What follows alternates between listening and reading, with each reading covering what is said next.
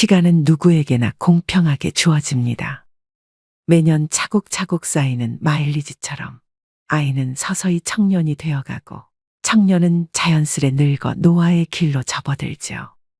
하지만 나이 들미 곧 노쇠를 의미하는 것은 아닙니다. 나이와 관련한 모순된 속담 두 가지가 있습니다. 나이는 못 속인다와 나이는 숫자에 불과하다. 둘 다 나이듦을 이야기하지만 전자가 나이에 굴복하고 노쇠 수순에 순응하는 의미라면 후자는 육체적 노화를 벗어나려는 자발적 의지가 담겨 있습니다. 여러분은 둘 중 어떤 속담을 품고 사시나요? 나이듦이란 물리적 노화일 뿐 우리 몸 안에 가슴에 청춘을 담는 일은 내 의지와 결정에 따라 얼마든지 달라질 수 있습니다. 지금이라도 변화하고 싶다면 잘 늙어가는 것이 곧 오래도록 청춘으로 사는 길이겠죠. 나이 들면 이런 마음으로 살다 갑시다. 삶을 남과 비교하지 말고 남을 원망하지 말고 부모로서 자식이 잘 되길 바래도 자식들에게 너무 기대하지 말고 지난 날을 후회하지 말고 내 운명이라 생각하고 운명이 다해 세상 떠날 때 부와 권력, 명예 다 놓아버리고 빈손으로 홀가분하게 미련 없이 미소 짓고 떠나게 해달라고 기도하며 삽시다. 재물이 많아도 만족하지 못하고 더 많은 재물을 모으려고 발버둥치면 재물의 노예가 되어 가진 재물에 만족하지 못해 마음이 가난하고 많은 재물이 없어도 가진 것에 만족하고 분수에 맞게 즐겁게 살면 마음이 부유의 부자입니다. 가난한 사람과 부자는 마음먹기에 달려 있습니다. 영겁의 세월 속에 인간의 삶은 흐르는 물과 같고 하늘에 떠가는 구름과 같고 올 때는 순서가 있지만 이 세상 떠날 때는 순서도 없고 언제 떠난다는 기약도 없어 몇 분을 모르는 것이 인생이라 합니다. 지난 날은 다시 돌아올 수 없고 미래는 기약이 없으니 지난 일에 미련 갖지 말고 미래를 너무 기대하지 맙시다. 지금 주어진 이 시간이 생애 제일 소중하다고 생각하며 보람있고 즐겁고 행복하게 보냅시다. 노년에 친한 친구가 두 사람만 있어도 인생을 잘 살았다는 말이 그때는 마음에 와닿지 않았는데 정년 후에야 실감이 납니다.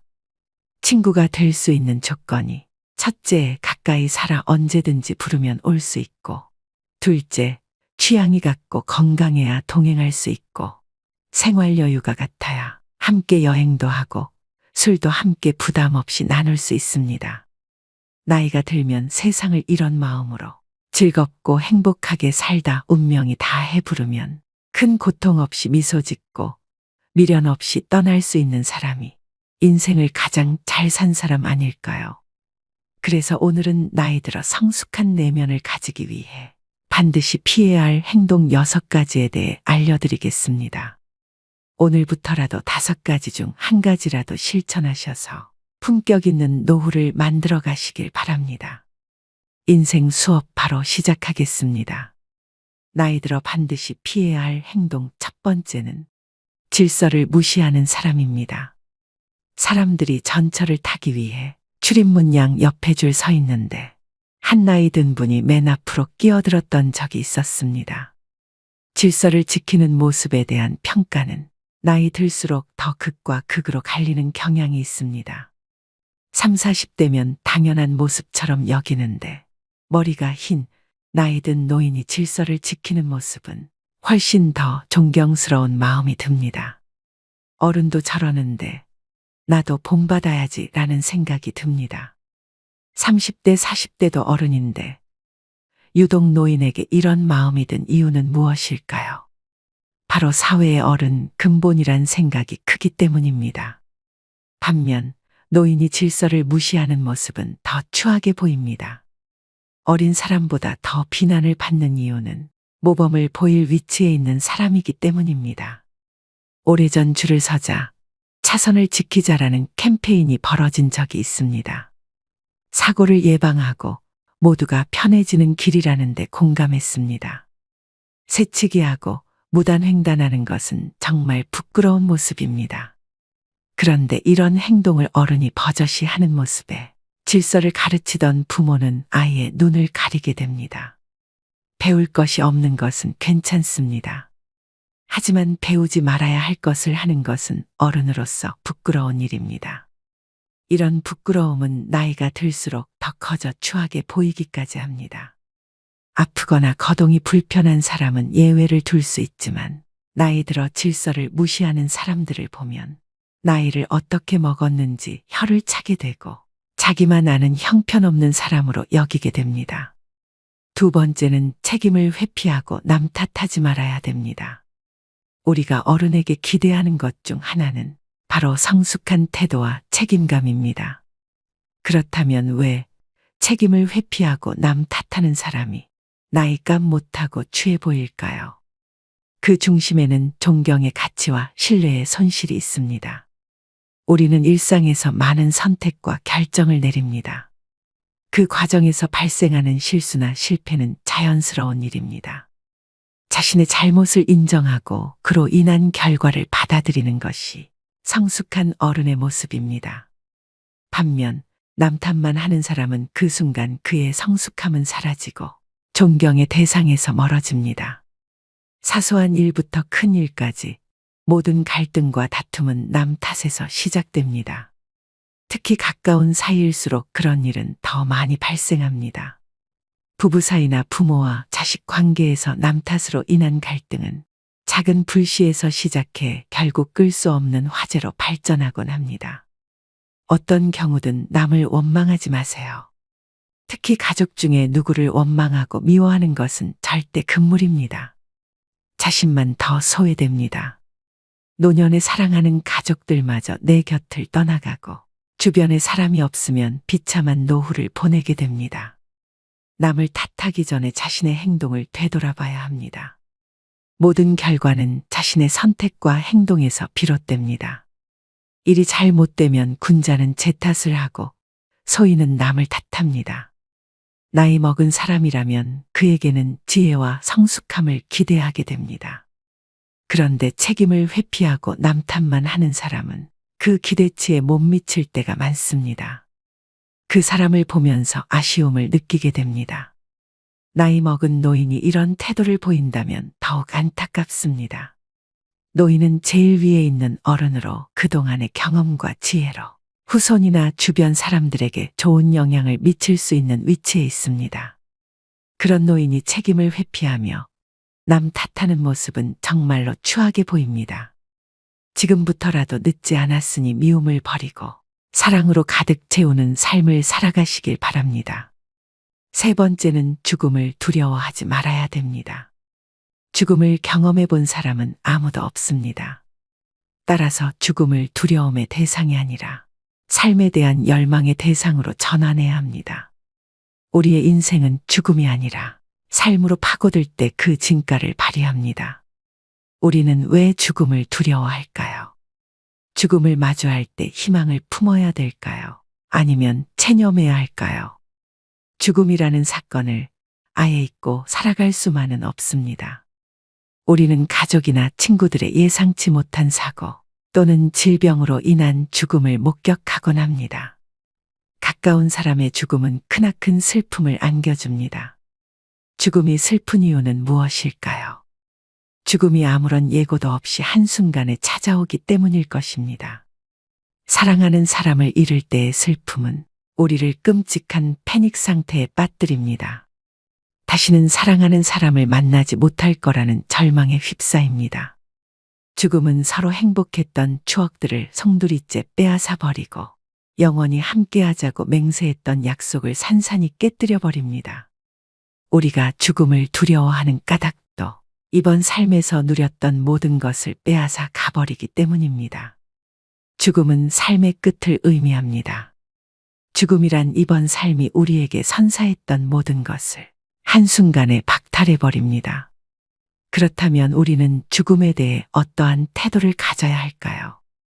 장자는 그의 아내가 죽자 두 다리를 뻗고 앉아서 질그릇을 두들기며 노래를 불렀습니다.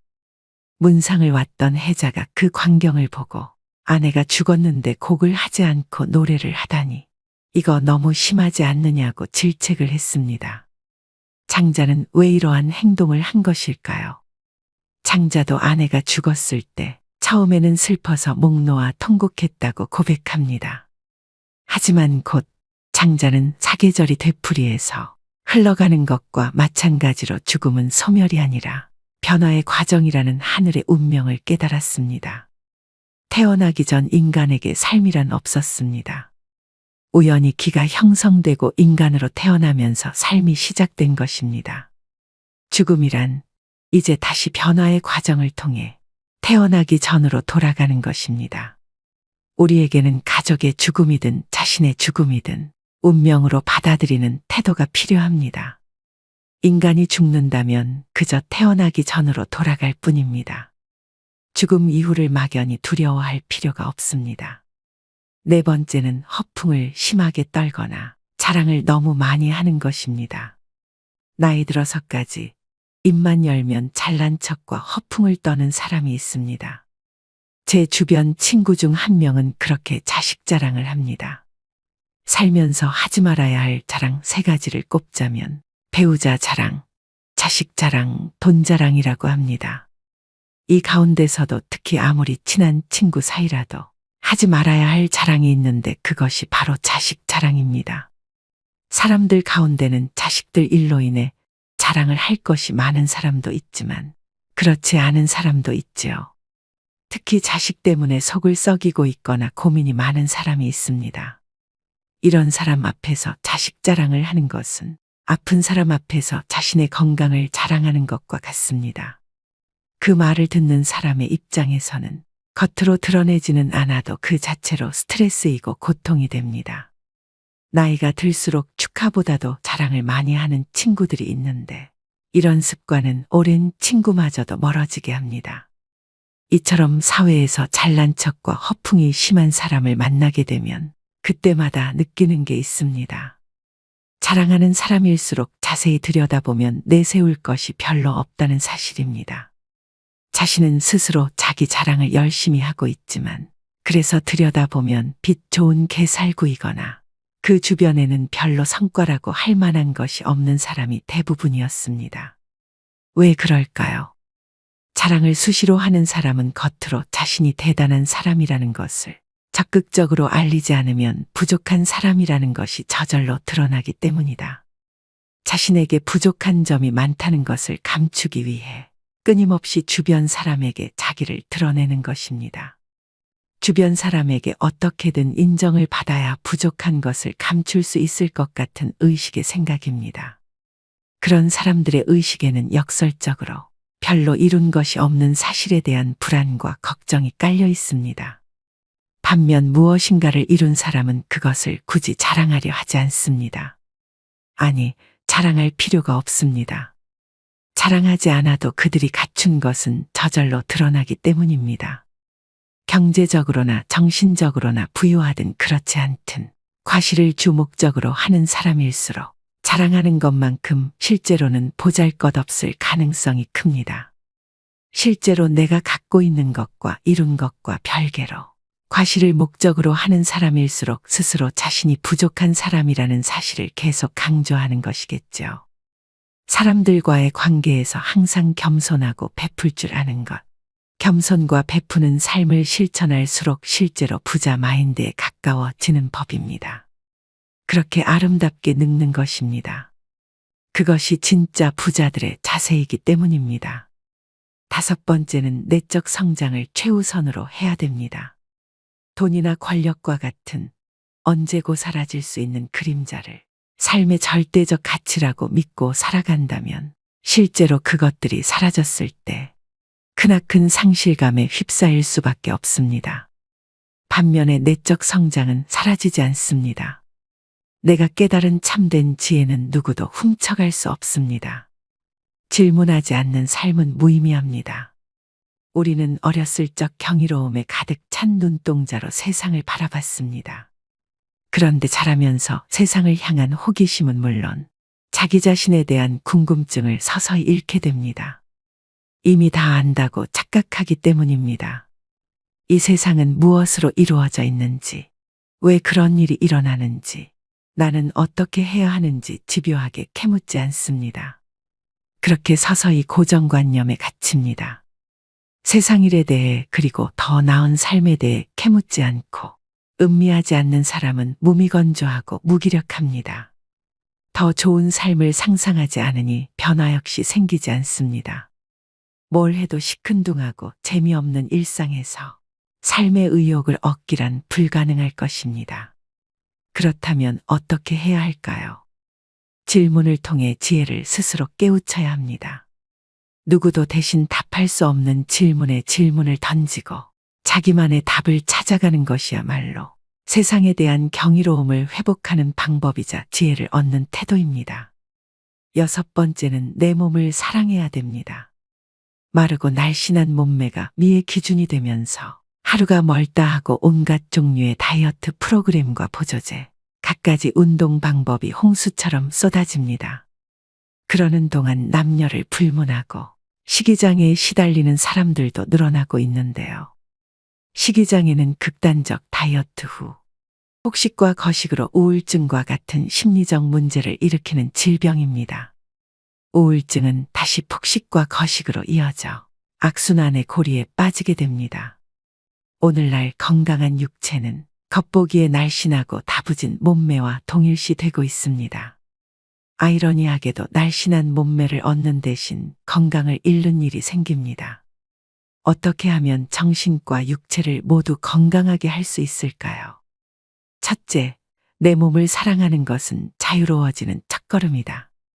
세상에서 말하는 아름다움의 기준을 충족시키기 위해서가 아니라 육체가 제 기능을 온전하게 발휘하도록 관리해야 됩니다. 남에게 보여주려고 인생을 낭비하지 마세요. 둘째, 마음의 허기를 정신적으로 채우는 것이다. 마음이 허해서 먹는다라는 말이 있습니다. 우리는 우울한 기분이나 불안, 허전함을 음식을 먹으며 채우곤 합니다. 그러고는 자책감과 우울감, 자기 혐오를 느낍니다. 불안하거나 우울하다면 식욕을 채우는 것 외에 다른 방법을 찾아보세요. 인간관계에서 만족감을 얻을 수도 있고 취미생활로 일상을 풍요롭게 만들 수도 있습니다. 중요한 건 허한 내 마음을 알아주는 것입니다. 잃어버린 만족감을 자기 자신에게 돌려주려 노력할 때 공허하고 외롭고 혼란스러운 마음의 그늘이 걷히게 됩니다. 세상에서 말하는 아름다움의 기준을 충족시키기 위해서가 아니라 육체가 제 기능을 온전히 발휘하도록 관리해야 합니다. 남에게 보여주려고 인생을 낭비하지 말고 타인에게 맞춰진 모습으로 스스로를 뜯어고치려 하지 말아야 합니다. 오늘의 영상 어떠셨나요? 사람들은 이미 지나버린 시간 속에 후회스럽다 말을 자주 합니다. 그때 참았더라면, 그때 잘했더라면, 그때 알았더라면, 그때 조심했더라면, 훗날에 지금이 바로 그때가 될 텐데, 지금은 아무렇게 보내면서 어리석게도 오늘도 자꾸 그때만 찾고 있습니다. 게으른 사람에겐 돈이 따르지 않고 변명하는 사람에겐 발전이 따르지 않는다고 합니다. 자기만 생각하는 사람에겐 사랑이 따르지 않고 비교하는 사람에겐 만족이 따르지 않으며 거짓말하는 사람에겐 희망이 따르지 않고 간사한 사람에겐 친구가 따르지 않지요. 세상을 아름답게 살려면 꽃처럼 살면 되고 세상을 편하게 살려면 바람처럼 살아가야 합니다. 꽃이란 자신을 자랑하지도 남을 미워하지도 않으며 바람은 어떤 그물에도 걸리지 않고 험한 산도 아무 생각 없이 쉽게 오릅니다. 그러니 나이 들어서는 꽃처럼 바람처럼 살아가야 합니다. 사람은 태어나면서부터 변해가는데 그것을 성장이나 노쇠라 합니다. 죽어가는 과정이기도 하죠. 나이가 들면서 늙어가는 이도 있고 낡아지는 이도 있고 익어가는 이도 있습니다. 여러분은 어느 쪽에 해당하시나요? 노인이라고 다 똑같은 것은 아닙니다. 아름답게 늙어가기 위해서는 세상의 변화에 발맞춰 현재 진행형으로 바뀌어야 합니다. 마지막으로 정지용의 시 향수 들려드리면서 오늘의 영상 마무리하겠습니다. 넓은 벌 동쪽 끝으로 옛 이야기 지줄대는 실개천이 휘돌아 나가고 얼룩배기 황소가 해설피 금빛 게으른 울음을 우는 곳 그곳이 차마 꼬맨들 이칠리야. 지라로에 재가 식어지면 빈 밭에 밤바람 소리 말을 달리고 엷은 졸음에 겨운 늙으신 아버지가 집벽에를 돋아 고이시는 곳. 그곳이 차마 꼬맨들 이칠리야. 흙에서 자란 내 마음, 파란 하늘 빛이 그리워 함부로 쏜 화살을 찾으려 풀섭 이슬의 함처럼 휘적시던 곳. 그곳이 차마 꼬맨들 이칠리야.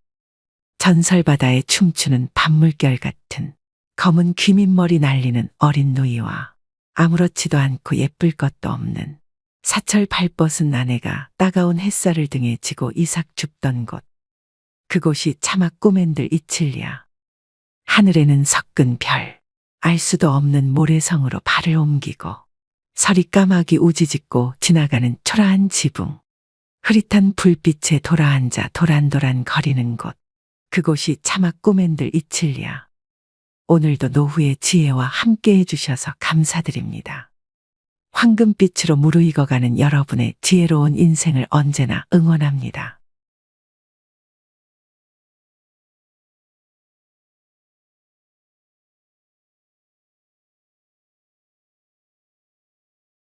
오늘은 조금 무겁고 현실적인 이야기를 나눠볼까 합니다.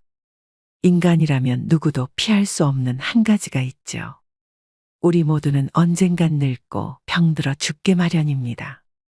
죽음을 떠올리는 것을 금기시하는 우리는 죽음의 맨 얼굴을 애써 보지 않으려 하다가 부모나 배우자, 자식처럼 가까운 사람을 잃고 나서야 허둥지둥 죽음에 관해 생각합니다. 그러나 그것도 잠시, 산 사람은 살아야 한다며 또다시 현재에만 집중하지요. 하지만 우리 대부분은 호스피스 병동의 환자처럼 임종실의 주인공이 될 것입니다.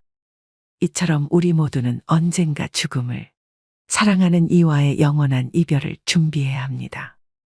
사실 그보다 더 힘든 것은 죽음의 순간 작별 인사도 하지 못하는 것일 텐데요. 인간이 세상을 떠나기 전 때가 왔다는 것을 알 수 있다면 얼마나 좋을까요? 스스로 삶을 마무리하는 시간을 가질 수도 있고 사랑하는 사람의 마지막 순간을 지킬 수도 있을 것입니다. 인생이라는 웅장한 공연의 커튼이 내려가는 그 순간, 여러분과 저는 무엇을 뜨겁게 느끼면서 육체와 이별하게 될까요? 임종 직전 대부분의 사람들에게 나타나는 공통점이 있다고 하는데요. 그래서 오늘은 임종 전 일어나는 대표적인 6가지 증상에 대해 살펴보려고 합니다. 오늘의 영상 끝까지 시청하시고 인생의 마지막 여정을 위한 해안을 얻으셨으면 좋겠습니다. 바로 시작하겠습니다. 우선 첫 번째로 수면 시간에 변화가 생깁니다. 길게는 약 한 달에서 짧게는 일주 전부터 수면 시간은 평소보다 길어지고 깨워도 별 반응을 하지 않습니다. 3, 4일을 내리자고 잠깐 가족의 얼굴을 알아본 뒤 다시 깊은 잠에 빠져들기도 합니다. 마치 혼수 상태처럼 잠만 자는 것이 특징인데요.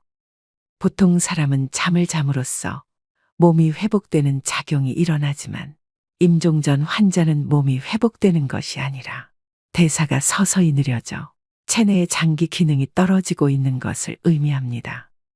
또 갑자기 이상한 말을 하기도 하며 이유 없는 공포감을 드러내기도 하는데요. 항상 의식에 반응이 없는 것은 아니기 때문에 의식이 명료할 때 하고 싶은 대화를 미리 해두는 것이 좋습니다. 두 번째는 피부가 변합니다.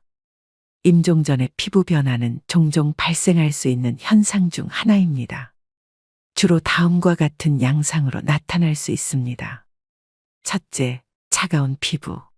임종에 접어들면서 혈액순환이 감소하고 체온이 떨어지면서 손과 발, 얼굴 등이 특히 차가워질 수 있습니다. 둘째, 천진 및 발색 변화. 피부의 진피와 표피의 경계가 더욱 뚜렷해지고 피부가 창백해질 수 있습니다. 혈액순환이 감소하면서 발색 변화가 나타납니다. 셋째, 수족 부종. 종종 임종 전에는 신부전이나 체내 액체 이동의 변화가 생길 수 있어서 손과 발이 부어오를 수 있습니다. 넷째, 건조한 피부. 신체 대사가 감소하면서 피부가 건조해지는 것이 일반적입니다. 각 단계가 진행됨에 따라 피부가 푸르스름해 보이는 청색증이 나타나기 시작합니다.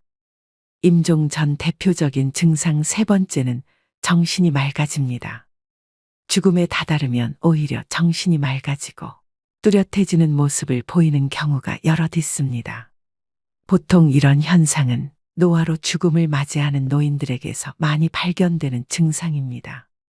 이런 경우 제 기능을 하지 못하던 뇌도 순간적으로 제 기능을 해서 전에는 바로 옆에 있어도 잘 알아보지 못하던 가족들을 알아보고 초점을 잃었던 눈에도 힘이 생깁니다.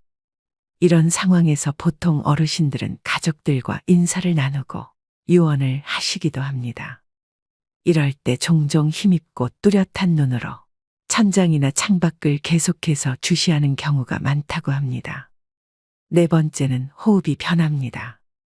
보통 임종 과정에서 나타날 수 있는 호흡은 체인스톡 호흡이라고 합니다. 임종이 다다르면 숨을 몰아쉬고 또 잠시 멈췄다가 또 몰아쉬는 경우가 반복됩니다. 이런 경우 보통 임종 과정에 가까웠다고 보게 되고 자연스럽게 숨을 쉬지 못하고 목의 근육이나 턱, 가슴 근육 이런 것들을 많이 사용을 해서 숨을 쉬는 모습을 보입니다. 또 가래 끓는 소리가 나기도 하는데요. 죽음을 앞둔 사람은 가래를 삼키지도 뱉어내지도 못하게 되면서 목에 분비물이 쌓이게 됩니다. 따라서 숨을 쉴 때 가래 끓는 소리가 납니다. 영어에서는 죽음의 딸랑이라고 이를 뜻하는 단어가 있을 정도로 대표적인 임종의 신호이기도 합니다. 다섯 번째는 식욕 감소 및 갈증이 생깁니다. 임종 전 증상으로 며칠, 몇 주 동안 많은 사람들은 음식과 음료에 대한 욕구가 감소하는 것을 경험하는데요. 거식증으로 알려진 이러한 식욕부진은 신체 쇠퇴의 자연스러운 부분입니다.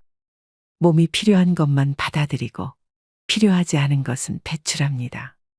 또 입이나 목이 건조해지고 입술이나 혀가 갈라지거나 침이 끈적끈적해집니다. 마지막 여섯 번째는 변실금이 생깁니다. 임종 전 환자는 소변색이 진해지고 양이 줄어들게 되는데요. 모든 근육의 힘이 서서히 풀리게 되면서 환자의 의지와는 상관없이 괄약근의 힘 조절 때문에 변실금이 생기곤 합니다.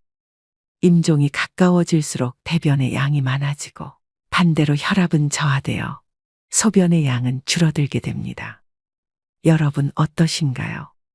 말씀드린 증상은 죽음의 접근과 더불어 몸과 정신의 변화를 나타내며 종종 죽음의 문턱에서 받아들임과 평온을 준비하는 과정으로 볼 수 있습니다. 의식이 없고 표현을 할 수 없을 때를 대비해서 의식이 있을 때 가족분과 소중한 사람들에게 충분히 전할 말을 하셔야 후회가 남지 않습니다. 요양병원에서 간호사로 20년째 일하고 있는 김미옥 씨는 수많은 죽음을 목격하면서 깨닫게 된 경험이 있다고 하는데요. 한 어르신은 폐렴으로 오랜 병상 생활을 하셨다고 합니다. 고령의 이 할아버지는 죽음이 문턱에 있었는데도 불구하고 아무도 어르신을 찾아오는 사람이 없었다고 합니다.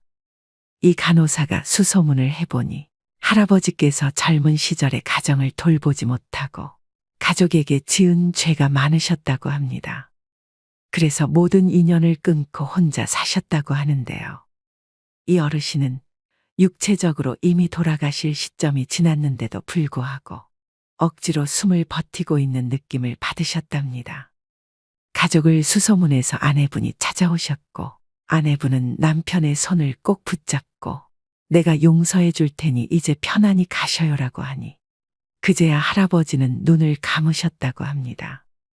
그렇게 사랑했던 가족이 떠나가게 되면 우리는 슬퍼할 겨를도 없이 뒤이은 장례를 준비해야 합니다. 가족 중 소중한 누군가를 허망하게 떠나보내고 다들 경황이 없지만 누군가는 꼭 준비해야 하는 일이죠. 무엇부터 해야 하는지 모르는 경우가 많아 당황하는 분들이 많습니다. 그나마 상조에 가입했으면 가입한 상조에 연락하면 그만이지만 까다롭고 복잡한 장례 절차와 조문객 접대, 막대한 장례 비용은 큰 부담으로 다가옵니다.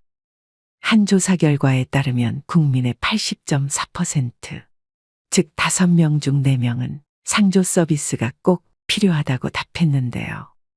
그렇다면 국내에 수없이 많은 상조회사 중 어떤 업체를 선택하는 것이 가장 현명할까요? 그래서 여러분들에게 합리적인 비용으로 상조 도움을 받으실 수 있는 고위상조 업체에 대해 소개해 드리려고 합니다. 고위상조 서비스를 바탕으로 나이 먹고도 모르면 바보 되는 장례 준비 3가지를 살펴보겠습니다. 첫 번째, 선불제와 후불제 중 어떤 상품을 선택해야 되나요? 먼저 선불제의 경우 말 그대로 미리 상조 비용을 지불하는 것인데 쉽게 말하면 보험과 같습니다. 일반적으로 120회 월납으로 총 납입금은 500에서 1000만 원 수준인데요. 이 금액에서 현장에서 추가 비용이 결제되는 경우도 허다합니다. 또 가입 시 가전이나 휴대폰 할인 등을 명목으로 가입을 유도하는 경우가 많고 이런 부분에 혹해 가입하시는 분들도 많습니다. 하지만 가전을 받는 돈은 막대한 금액을 내는 것 중 극히 일부에 지나지 않고 만약 도중에 업체가 폐업을 하는 경우 내 돈을 제대로 찾지 못해 소비자가 피해를 떠안는 경우가 많습니다. 연간 수십 곳의 상조회사가 폐업을 한다고 하는데요. 그러다 보니 많은 분들이 함부로 상조를 가입하기 꺼려 하시는 경우도 많습니다. 이런 여러 단점을 극복하기 위해 나온 것이 후불제 상조입니다.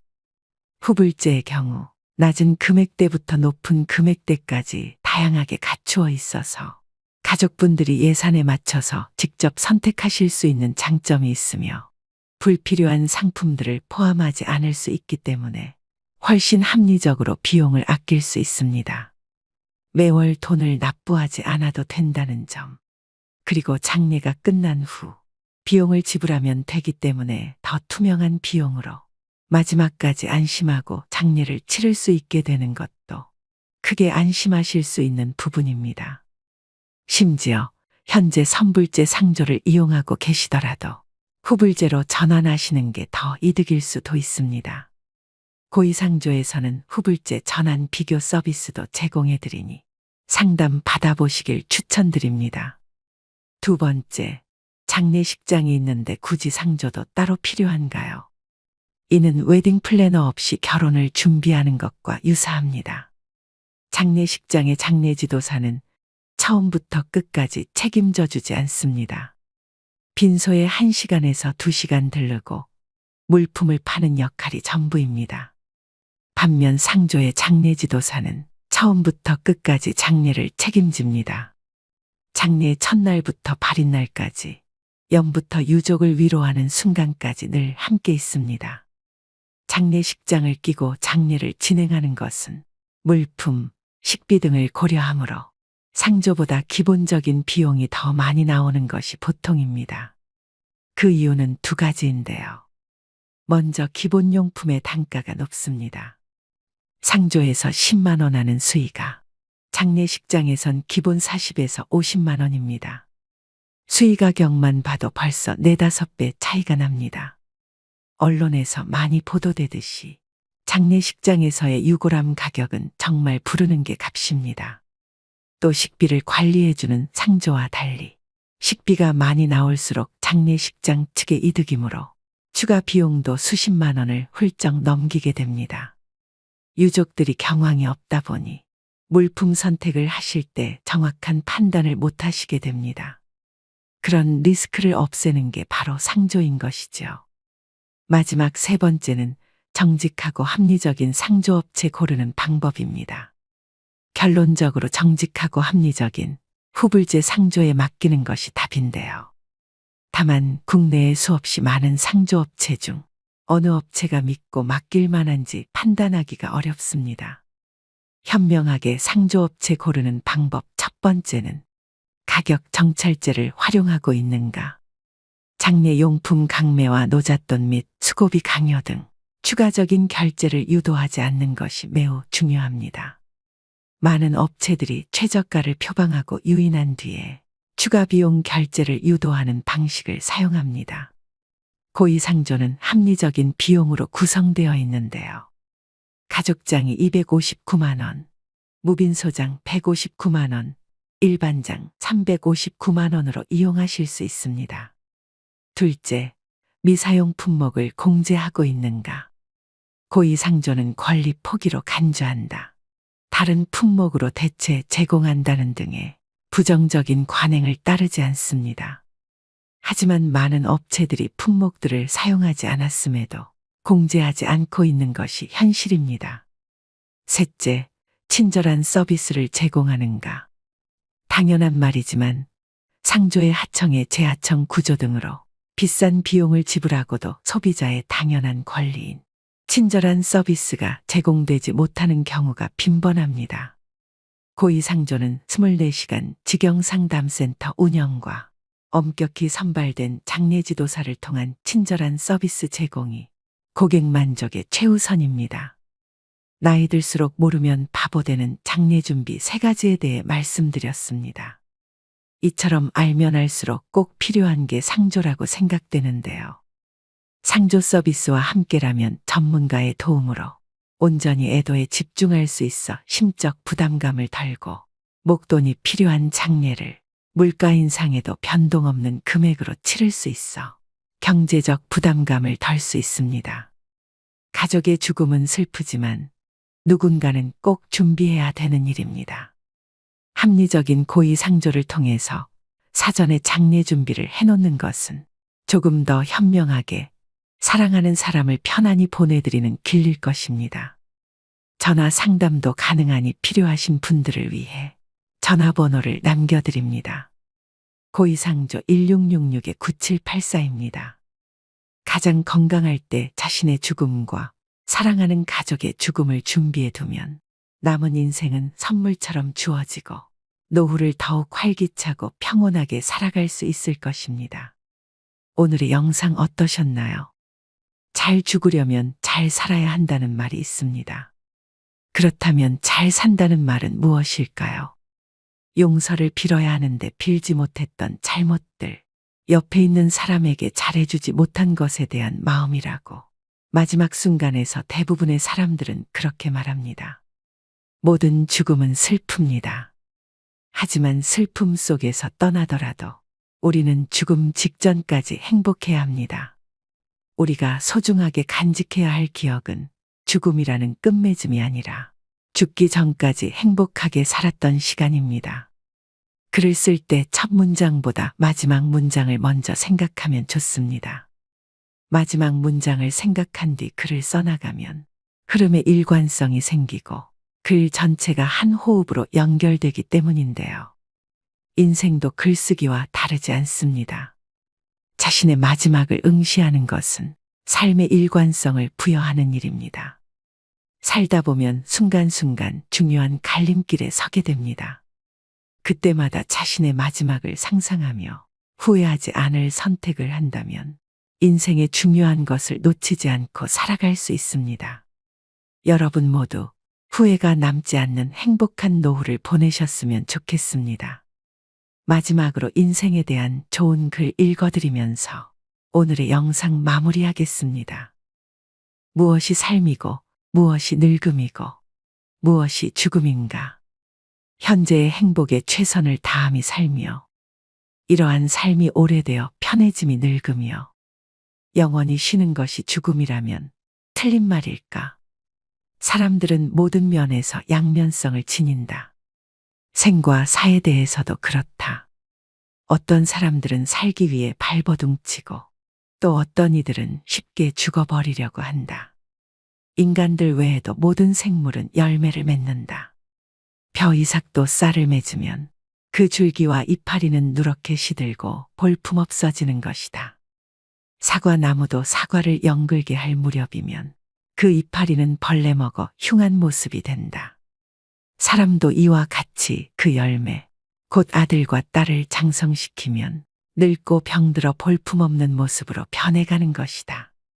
이러한 현상은 지극히 당연하고 자연스러운 것이며 우리는 그와 같은 모습에 오히려 존경심을 가져야 한다. 늙고 추하게 변해가는 것을 두려워해서는 안 된다. 또한 죽음을 두려워해서도 안 된다. 늙으면 쉬게 되는 것이고 죽는다는 것은 있던 것이 없어지는 것이 아니라 영혼과 육체가 분리되기 때문에 더 편히 쉬게 되는 것이다. 인생은 배를 타고 강을 건너가는 것과 같으며 강 저편에 닿으면 배를 버리고 무트로 올라가서 마을로 걸어 들어가는 것이다. 육신은 버리고 가야만 하는데요. 영혼은 마을로 들어가는 나그네인 것이다. 모든 것은 지나가게 마련이다. 고통의 괴로움도 시간이 지나면 새살이 돋아나서 괴로움의 상처는 아물게 마련이다. 어렵고 힘든 시기도 시간이 흐른 뒤에는 나에게 소중한 성장의 선물이 되었다는 사실을 깨닫게 될 것이다. 내 삶에는 희극만이 존재하지는 않는다. 희극과 비극이 늘 함께 공존한다. 나는 그것들과 함께 동행하면서 내 삶을 아름답게 꽃피우다. 때가 되면 소리 없이 지고 싶다. 오늘도 노후의 지혜와 함께 해주셔서 감사드립니다. 황금빛으로 무르익어가는 여러분의 지혜로운 인생을 언제나 응원합니다.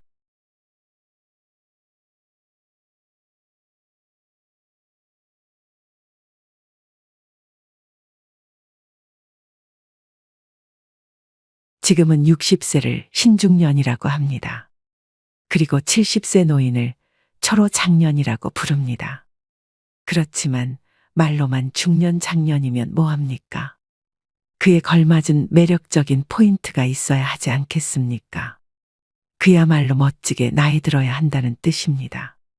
얼마 전 아주 유쾌한 모임에 참석하게 되었습니다.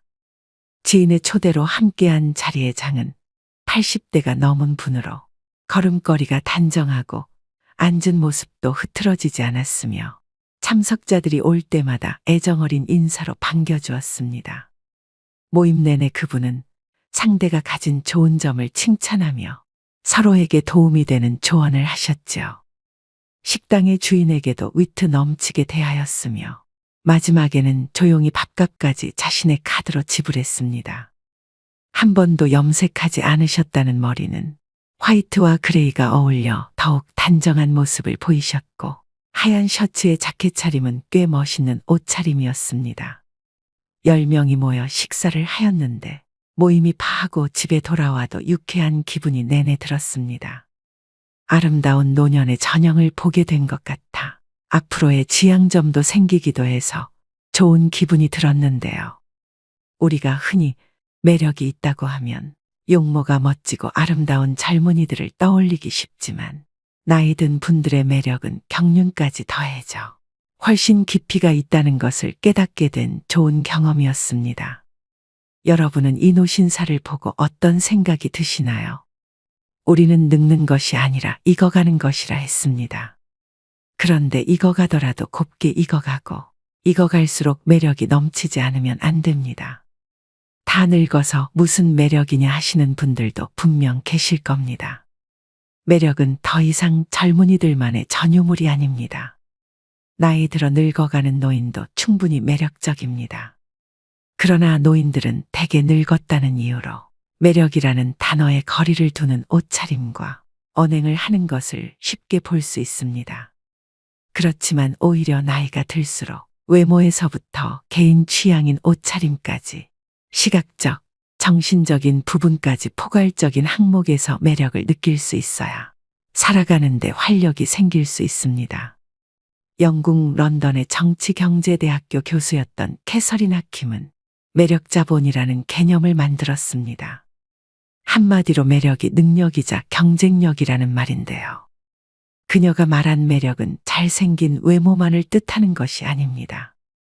유머 감각과 활력, 세련미, 상대를 편안하게 하는 기술 등 다른 사람의 호감을 사는 멋진 태도나 기술을 말합니다.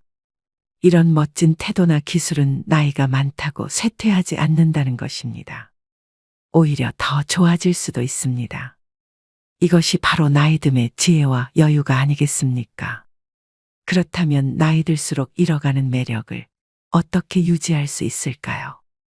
다음에 5가지를 충실히 실천하시면 여러분들도 분명 매력 자본을 갖춘 멋쟁이 노인이 될 수 있습니다. 영상 끝까지 시청하시고 오늘부터 바로 실천해 보시길 바랍니다.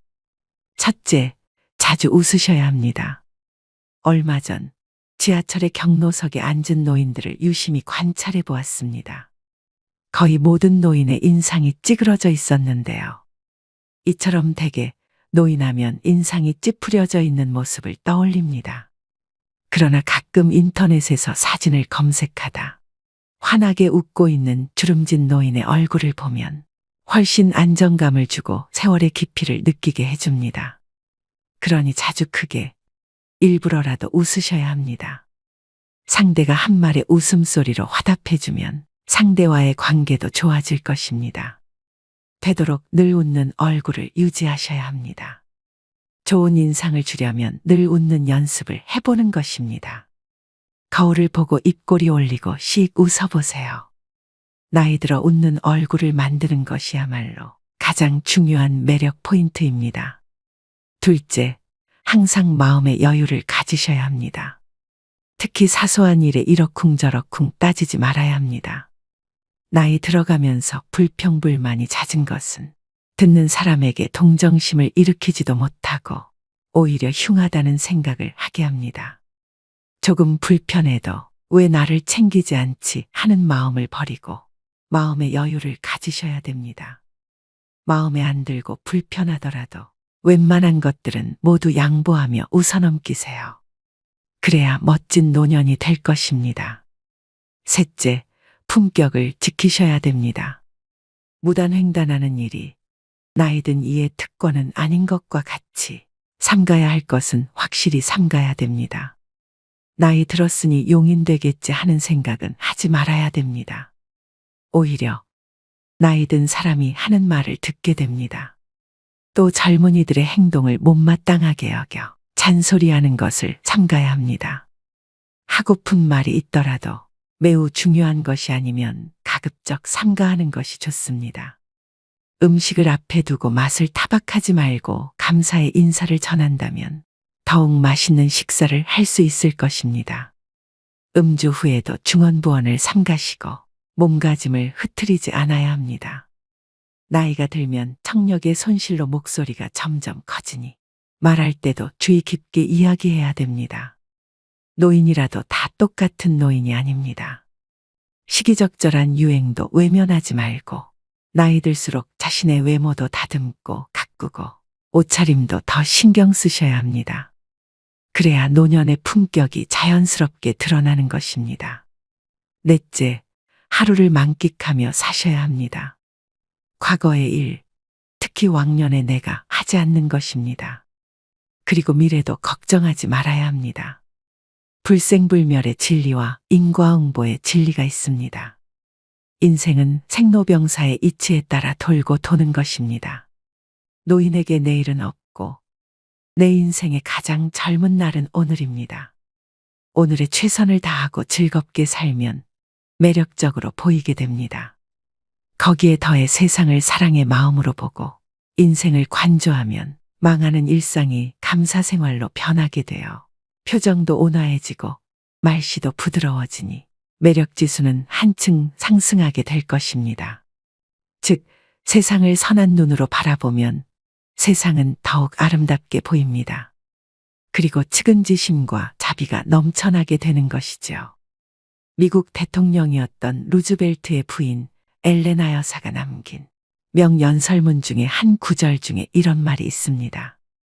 아름다운 젊음은 우연한 자연현상이겠지만 아름다운 노년은 누구도 쉽게 빚을 수 없는 예술작품이다. 그렇습니다. 오늘이라는 현재에 충실하고 만끽하고 사셔야 됩니다. 5번째, 긍정적이고 적극적으로 살아가셔야 합니다. 긍정적인 태도는 실제로 기대 수명을 7년까지 연장한다고 합니다. 행복한 노년은 거저오지 않습니다. 건강하고 행복한 80세는 수십 년 전부터 차곡차곡 쌓아올린 노력의 결과물입니다. 이제 부정적인 모든 것은 지우는 것입니다. 자신의 익어감을 편안히 순리대로 받아들이는 것이 훨씬 더 평안하고 매력적이며 중후한 멋을 풍기게 되는 것이 아닐까요? 그리고 조금은 바보같이, 조금은 믿으며 사는 것입니다. 베푸고 사는 것이 당장은 손해라는 생각이 들 수 있지만 오히려 멀리 보면 큰 이익으로 돌아옵니다. 베푸는 것에는 세 가지가 있습니다. 정신, 육체, 물질 세 방면이 있는데요. 재물이 있으면 재물로, 재물이 없으면 힘으로 도울 수 있는 방법을 찾아야 합니다. 어떤 조직에서라도 책임이 맡겨지면 망설임 없이 몸을 던져 정열적으로 책임을 완수하는 것입니다. 여러분 어떠신가요? 어떻게 늙어갈 것인가는 모든 노인들의 화두일 것입니다. 사람이 각기 살아온 역사가 다른 것처럼 늙는 것도 각자 다를 수밖에 없습니다.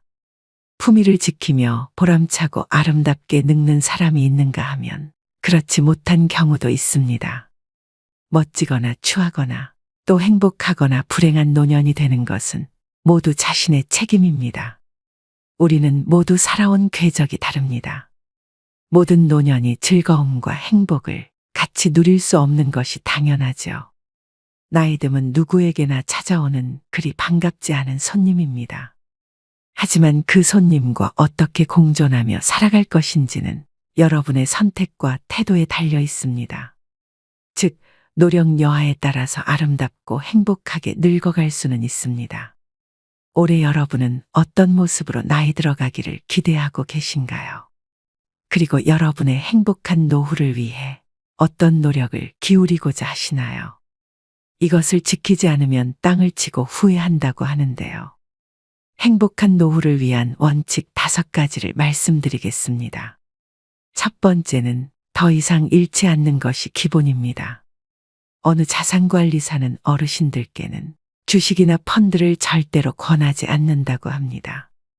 돈이 불어날 때는 좋아하시지만 팔지 못하고 나중에 손해를 입게 되면 괴로움이 이만저만이 아니라는 것인데요. 젊은이들은 다시 벌어서 메우면 된다고 생각하고 털어버리지만 어르신들은 다시 복구할 수 없다는 절망에 사로잡혀 일상이 무너지게 됩니다. 앞으로 일을 해서 돈을 벌 수 없고 모아놓은 돈을 가지고 죽을 때까지 생활해야 한다는 불안에 사로잡히게 되면 어딘가에 투자를 해야 될 것만 같기도 합니다. 그러다 보면 누가 뭐를 해서 돈을 많이 벌었다는 소위 카더라 이야기에 넘어가게 되어 노후 자금을 몰빵했다가 전 재산을 잃기도 합니다. 건강도 마찬가지입니다. 사람들은 좋은 것을 먹고 몸에 좋은 것을 함으로써 더 건강해지고자 노력하는데요. 고혈압이나 당뇨병, 고지혈증 같은 만성 질환에 걸렸을 때는 꾸준히 처방약을 복용해서 현재의 건강을 유지하는 것이 우선입니다. 검증받지 못한 건강식품이나 민간요법에 기대다 보면 현재의 건강도 지키지 못하고 후유증에 시달리게 될 수 있습니다. 두 번째는 자식은 없는 셈 쳐야 됩니다. 불안장애나 우울증으로 병원을 찾는 어르신 중에 상당수는 자식 문제로 스트레스를 받다 병이 생긴 분들이라고 합니다. 자식의 이혼, 범죄, 사업 실패 등 자녀를 걱정하는 주제도 가지각색입니다. 재산이라도 조금 있으면 자식들은 마치 부모가 일찍 죽기를 바라듯이 유산을 놓고 다투기도 합니다. 또 자식에게 물심양면으로 도움을 주다가 고생하는 어르신들도 적지 않은데요. 하지만 막상 부모가 어려움에 처했을 땐 자식은 나 몰라라 하는 경우가 부지기수입니다. 그렇게 자식으로부터 외면받고 마음고생하는 어르신들을 주변에서 흔히 볼 수 있죠. 경제적으로 자립하지 못했다고 해서 계속 퍼주면 내 노후가 먼저 무너지게 됩니다. 나이 들수록 자식과 부모 관계는 서로를 너무 많이 의존해서는 안 됩니다. 그래야만 정신적으로 건강한 노후 생활을 할 수 있는 것이죠. 자식에 대해서 신경 쓸 시간의 절반이라도 내 옆에 있는 배우자에게 서로 신경 쓰고 아껴주면 더 행복한 말년을 보낼 수 있을 것입니다. 세 번째는 새로운 관계를 만드셔야 됩니다. 나이가 들수록 고립되어 지내게 됩니다. 알고 지내던 사람들도 하나둘씩 건강상의 이유로 밖에 나가지 못하게 되는데요. 개 중에는 안타까운 병이나 사고로 죽어가는 이도 있습니다. 사회적 고립과 우울증을 예방하기 위해 지속적으로 사회 활동을 하고 마음 맞는 사람들과 꾸준히 만나면서 소통하는 것이 중요합니다. 여러분은 나이 들수록 제일 두려운 게 무엇인가요? 아마 대부분의 분들이 치매가 걱정된다고 말씀하실 텐데요. 우울증은 치매의 원인 중 하나라고 합니다. 그만큼 노후의 정신 건강을 위해서는 외로움, 고립감을 극복하시는 게 가장 중요합니다. 친구를 사귀기 위해서는 사람들이 있는 장소에 가야 합니다. 기존의 인연을 이어가는 모임도 중요하지만 같은 취미를 가진 사람들이 모인 동호회나 봉사활동 같이 새로운 사람을 만날 수 있는 기회도 만드셔야 됩니다. 혼자 되는 것이 두려워 마음이 맞지 않는 사람과 계속 인연을 유지하시는 분들이 있습니다.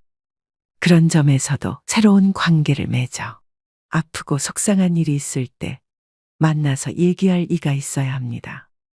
네 번째는 나에게도 너그럽고 남에게도 너그러워야 합니다. 일생을 아주 단순하게 나누면 행운, 보통, 불운으로 3등분 할 수 있을 것입니다. 하지만 삶이 그렇게 단순하지만은 않지요.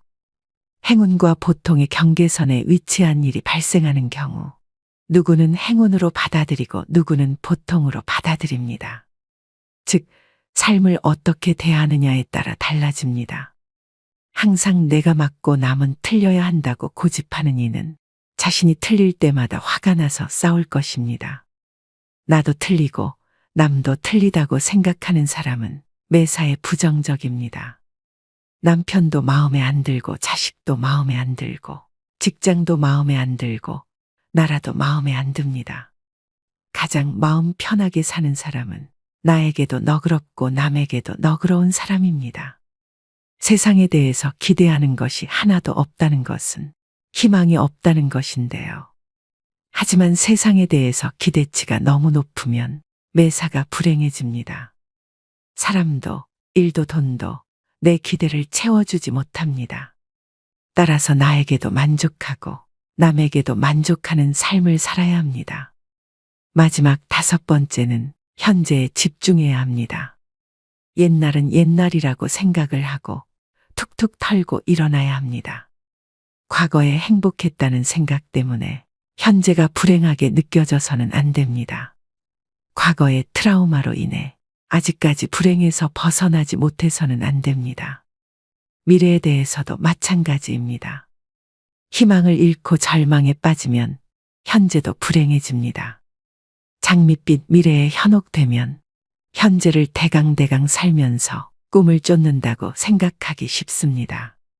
과거의 잘못을 돌이켜보면서 같은 실수를 되풀이하지 말아야 한다는 점에서 과거 역시 무시해서도 안 되겠죠. 미래에 대한 희망도 필요하고 미래에 대한 걱정도 필요합니다. 하지만 삶의 중심은 언제나 현재여야만 한다는 것을 명심하셔야 됩니다. 행복하고 건강한 노년을 위한 필수 원칙 5가지를 말씀드렸는데요. 사람들은 살다 보면 흔히 지금보다 더 나빠질 게 없다는 말을 하곤 합니다. 하지만 과거가 현재가 되고 현재가 미래가 됩니다. 최악의 시점이라고 생각이 들던 과거의 한때도 지금 돌이켜보면 그때가 지금보다는 나았다는 생각이 들 수 있을 텐데요. 60살이 되면 50살이었을 때를 생각하면서 그때는 좋았다고 여기고 80살이 되면 70살이었을 때가 좋았다 여기기 마련입니다. 그렇기 때문에 나이 들어서도 매 순간 계속해서 좋은 추억을 만드는 것이 중요합니다.